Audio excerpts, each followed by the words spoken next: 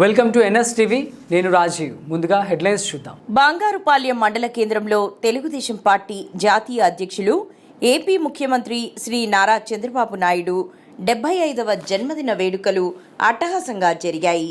పెద్ద ఎత్తున ఏర్పాటు చేసిన ఈ వేడుకల్లో పుదలపట్టు శాసనసభ్యులు డాక్టర్ శ్రీ కలికిరి మురళీమోహన్ ముఖ్య అతిథిగా హాజరై స్థానిక నాయకులు, కార్యకర్తలు ప్రజల సమక్షంలో భారీ కేక్ కట్ చేసి చంద్రబాబు నాయుడుకి జన్మదిన శుభాకాంక్షలు తెలియజేశారు.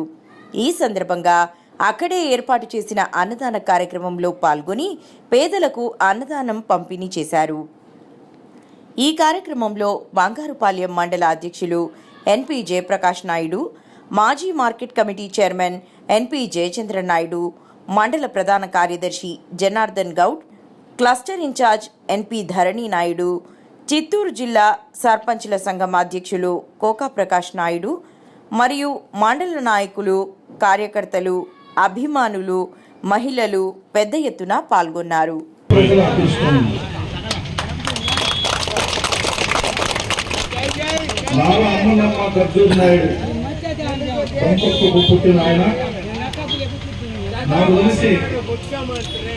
తల్లిదండ్రుల కోసము, వారి కుటుంబ సభ్యుల కోసము, వారి బంధువర్గం కోసము కాకుండా సమస్త తెలుగు ప్రజానీకం యొక్క గౌరవం కోసం, సమస్త తెలుగు ప్రజానీకం యొక్క కష్టాలు తీర్చడం కోసం అహర్నిశము పనిచేస్తున్నటువంటి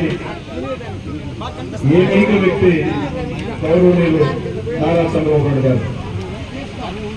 ఆయనకి ఎంత తప్పనంటే